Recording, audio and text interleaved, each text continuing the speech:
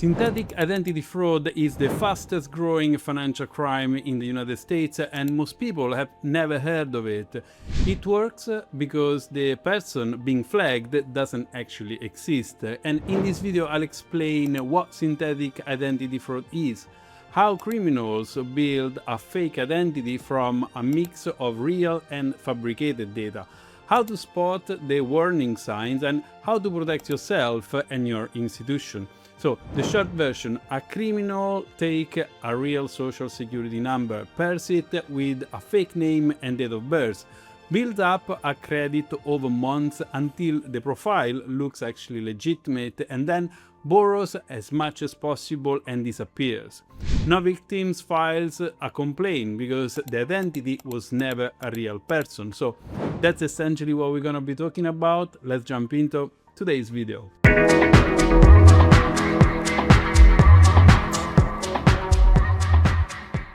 Let's start by talking about what is a synthetic identity fraud. Synthetic identity fraud is the creation of a fictitious identity using a combination of real and fabricated personal information. Usually, the criminal takes a real social security number, often belonging to someone with little or no credit history, and attaches a made-up name, date of birth, and address. This is different from traditional identity theft, and the difference matters. In traditional identity theft, a criminal takes over a real person's identity. The victim notices, disputes gets filed, and there is a paper trail as well. With synthetic identity, there is no victim in the conventional sense, which is exactly what makes it so slow to surface. The Federal Reserve set out a clear definition in its 2019 white paper, and FATF has flagged synthetic identity as an emerging typology in its guidance on digital identity risk. So let's see how it works. Step 1. Acquiring the SIDS data, almost always a real social security number belonging to someone with little or no credit history. For example, children, recent immigrants, elderly individuals, and sometimes even deceased persons. Is sourced from dark web marketplaces or breach compilation, and individual records sell for just a few dollars. Step 2. Building the profile. The real social security number is paired with a fabricated name, date of birth, and address. A real identifier with fake biographical data, so it doesn't correspond to any real person. Step 3. The cultivation phase. The identity is not used for fraud straight away. It enters the system gradually. A secure card, an authorized used relationship, consistent on-time payments, months pass and the credit score builds up and the profile looks kind of clean. So step 4, the bust out. Once the credit profile is established, the criminal borrows as much as possible across multiple lenders at once, and then they disappear straight after. By the time the first institution recognizes the pattern, the others have already taken the loss. Before I move to the practical session, a word from this video sponsor, Coveron. Everything that I've described, the dark web marketplace, the breach data, the social security number and date of birth that have been bought and sold, that data belongs to real people. It may belong to you, sourced from breach that you probably never heard about. Coveron is an identity and financial protection service from North Security. It monitors the dark web continuously for your personal information, your credentials, your email address, your financial data, and alerts you when it surfaces somewhere that it shouldn't be. For those watching from the US, that early warnings matter. Once your social security number is in circulation on these markets, it can be used to build a synthetic profile that takes months to emerge.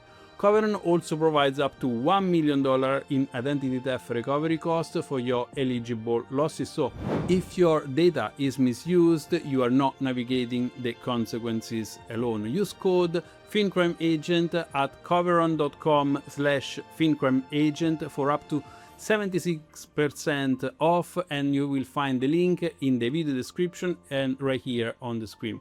Remember, the cover is available to US residents.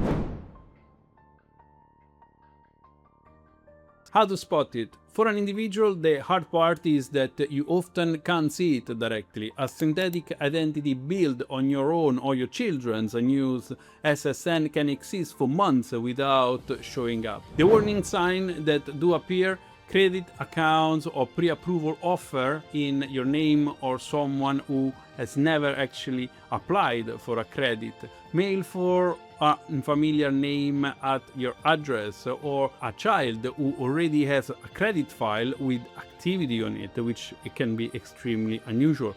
For institutions, the signals are different. Large breaches, healthcare, government systems, financial institutions have put billions of records onto dark web marketplaces.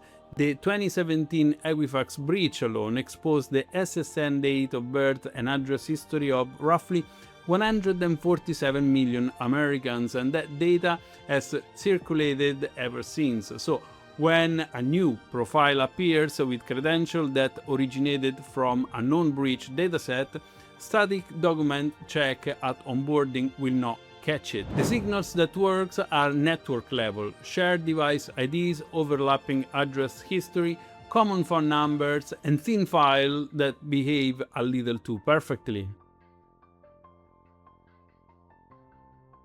So how to protect yourself? If you're protecting yourself or your family, freeze your credit with all free bureaus. It's free in the US and it's the single most effective step because it's stop new accounts being opened in your name. Freeze your children's credit too, since their unused social security numbers are the prime raw material for synthetic identities. Check your credit report regularly and treat any account or inquiry you don't recognize as something to investigate straight away rather than ignore it. If you are protecting an institution, your onboarding controls need to account for the possibility that the credentials are real, but the person is not. Does the SSN issuance date line up with the stated age? Are there network signals connecting this applicant to others? Thin fine applicants deserve structured scrutiny because a clean thin file is exactly what a cultivated synthetic identity looks like. FinCEN 314B program exists to let institutions share this kind of information. From a compliance standpoint, synthetic identity fraud sits right at the boundary between fraud and AML, and that's why it slips through. SAR narratives in these cases need to reflect the network, not just the individual account, the shared identities, the common addresses, the cluster of accounts busting out together.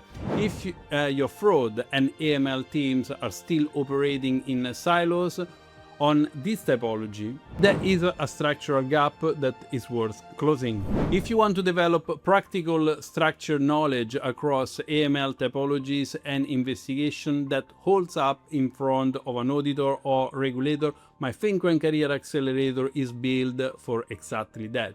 Find it at fincrimeagent.com/online course. The link is also in the video description. So let's now recap what we talked about today. Synthetic identity fraud is a fake identity built from a real SSN and fabricated details, structurally different from traditional identity theft, with no victims raising an actual alert. This is why it persists undetected for so long. It's built in 4 stages: acquire the seed data, build the profile, cultivate the credit, and then bust out. You spot it through network level signals rather than document checks, and you protect against it as an individual, primarily by freezing credit, including your children's. As an institution, the response has to be network level, with fraud and AML working from the same picture. If you found this useful, do press the like button and subscribe and share with someone in your team working on fraud typologies or onboarding risk. And thank you again to Coveron for sponsoring this video. I'm Marco Beranzoni and I will see you in the next one.